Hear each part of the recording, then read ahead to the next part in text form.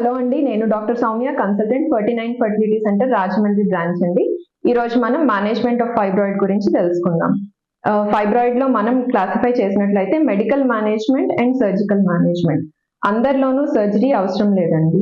ఎవరిలో సర్జరీ చేయాలి, ఎవరిలో మెడికల్ మేనేజ్మెంట్ యూజ్ చేయాలి అన్నది మనం క్రైటీరియా బేస్డ్ అపాన్ సిమ్టమ్స్. అంటే ఏ సమస్య ఉంది ఈ ఫైబ్రాయిడ్ వలన, బ్లీడింగ్ ఎక్కువ అవుతుందా నెల్సర్లో, లేదంటే బాగా పెద్ద ఫైబ్రాయిడ్ ఉన్నప్పుడు ప్రెషర్ సిమ్టమ్స్ అంటాము, అటువంటివి బ్లాడర్ మీద కానీ రెక్టమ్ మీద కానీ ఏమైనా ప్రెషర్ సిమ్టమ్స్ ఉన్నాయా, లేదా కాయలాగా ఏమైనా తెలుస్తుందా పొట్ట మీద చేపెట్టినట్లయితే, లేదంటే ఇన్ఫర్టిలిటీ కాజ్ చేస్తుందా, ఇటువంటి సిమ్టమ్స్ బట్టి మనం ఎలా ట్రీట్ చేయాలి అనేది డిపెండ్ అయి ఉంటుందండి.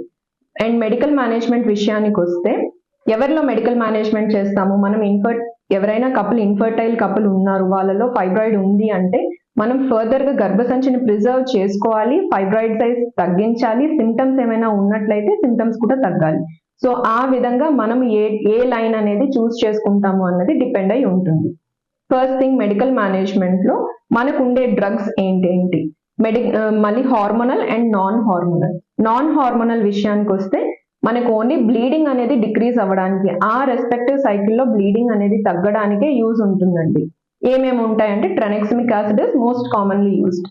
అలాగే హార్మోనల్ విషయానికి వచ్చినట్లయితే కనుక మనకి GnRH agonist group of drugs ఉన్నాయి. దీనిలో ఏంటంటే నెలకు ఒక్కసారి ఇంజెక్షన్ అనేది ఉంటుందండి. అలా ఇంజెక్షన్ 3.75 mg ఉంటుంది డోసేజ్.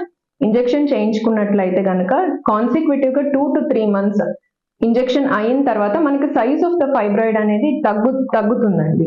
బట్ దీని వలన కొన్ని సైడ్ ఎఫెక్ట్స్ అనేవి ఉంటాయి ఇంజెక్షన్స్ వలన. దానికి మళ్ళీ మనకి టాబ్లెట్స్ ఉంటాయి, estrogen tablets, vitamin D and calcium tablets అనేవి వాడుతూ ఉండాలి.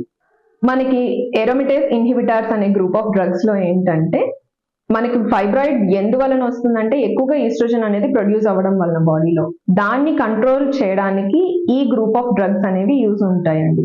దీని వలన సైజ్ ఆఫ్ ద ఫైబ్రాయిడ్ తగ్గుతుంది, సిమ్టమ్స్ కూడా తగ్గుతాయి. బట్ ఇవి మినిమం ఒక 2 to 3 months కంటిన్యూస్ గా యూజ్ చేయాలండి, అప్పుడే రిజల్ట్స్ అనేవి ఉంటాయి. నెక్స్ట్ కమింగ్ టు లెవనార్గెస్ట్రాల్ ఐయుడి అండి, ఇంట్రాయూట్రైన్ డివైస్ అంటాము. అంటే ఏంటంటే ఒక చిన్న లూప్ ఉంటుంది, దాన్ని మనం గర్భసంచిలో పెడతాం. బట్ ఇది ఎవరిలో పెట్టాలి అంటే మనకి ఒక క్యావిటీ అనేది ఇంటాక్ట్ గా ఉండాలి. మనం ఫీగో స్టేజింగ్ 0, 1, 2 అంటే క్యావిటీ లోపల ఏమైనా కనుక ఫైబ్రాయిడ్ ఉన్నట్లయితే మనం డివైస్ పెట్టుకోవడానికి వీలు ఉండదండి.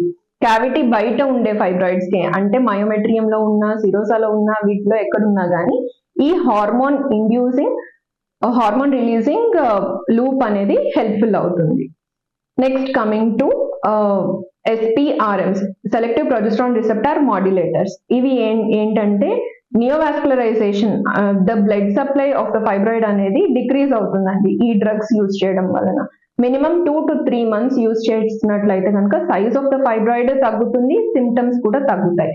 యాజ్ వెల్ యాజ్ ఎనీమియా ఇలాంటి కండిషన్స్ ఉండే పేషెంట్స్ లో కూడాను response of the drug haemoglobin improvement లో కనిపిస్తుంది అనమాట మనకి.